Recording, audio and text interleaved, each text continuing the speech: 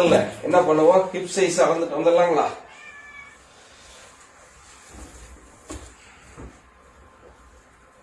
So தொடக்கத்துல எவ்வளவு இருந்தது அப்படிங்கறத பார்த்திருப்பீங்க. சோ அதுக்கு முன்னாடி நான் நல்லா மெஷர் பண்ணிக்கிறேன், அதாவது போகுதாங்கிறத பாத்துக்கலாம். சோ வீட்டில இருந்தே நம்ம தொப்பை குறைத்திருக்கிறோம். வீட்டிலிருந்தே தொப்பை குறைப்பதை பார்த்திருப்பீங்க. சோ வச்சுக்கலாங்களா? சோ எந்த அளவுக்கு உள்ள போயிருக்குது அப்படிங்கிறது உங்களுக்கு தெரியும். கடந்த ஒரு வாரமா நம்ம செய்த வேலை என்ன? Mechanic work.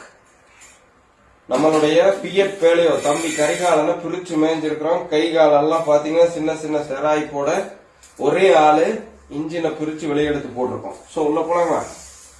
முதல்ல கீழ் சைடு. ஓகே,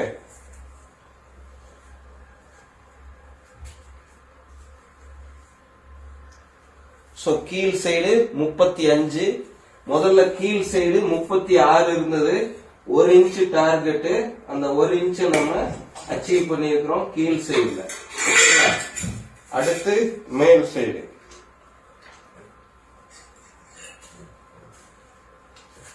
இதோ 34. இந்த மேல் சைடுல வைக்கிறோம் 34. ஓகேங்களா? சோ மேல் சைடு தொப்பைக்கு மேல 34. சோ நல்லா ஞாபகம் வச்சுங்க.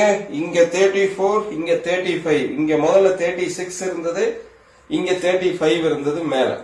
இப்ப நம்ம என்ன பண்ணிருக்கோம், மெக்கானிக் ஒர்க்க வச்சே உடனே எல்லா மெக்கானிக் வேலை செஞ்சா தொப்பையை குறைச்சிடலான்னு தவறா நினைச்சிடாதீங்க.